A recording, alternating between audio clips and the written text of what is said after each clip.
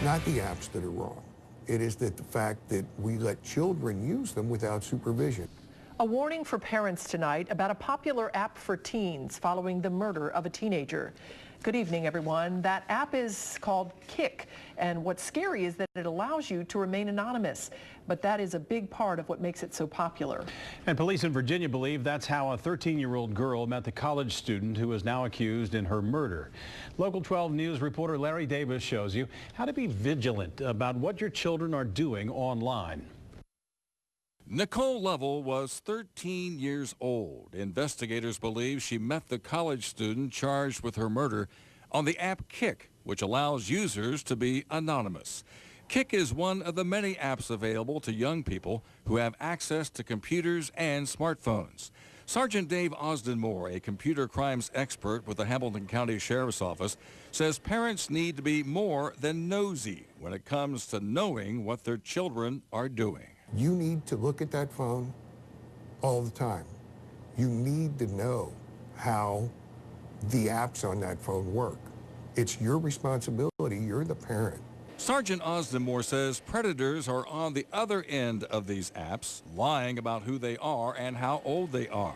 This puts some naive teens at risk. But parents need to know that they're allowing people they don't know into their child's life by use of technology.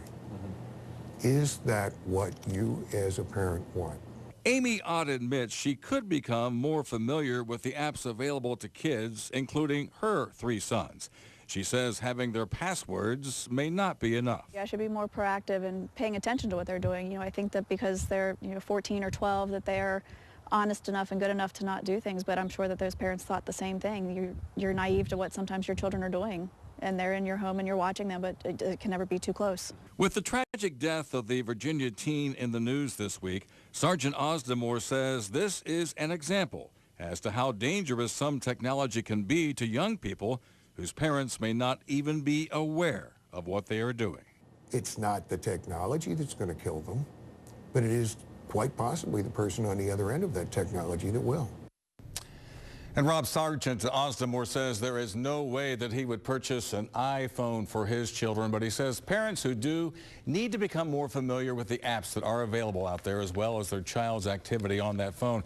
And he says if they refuse to show it to you, remind them that you are the parent. If that doesn't work, you can have that service disconnected, but parents really need to stay on top of this. Rob, back to you.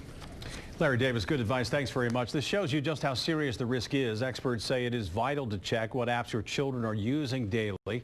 Check social media accounts and know who is following your child online. Also, secure the Wi-Fi at your house.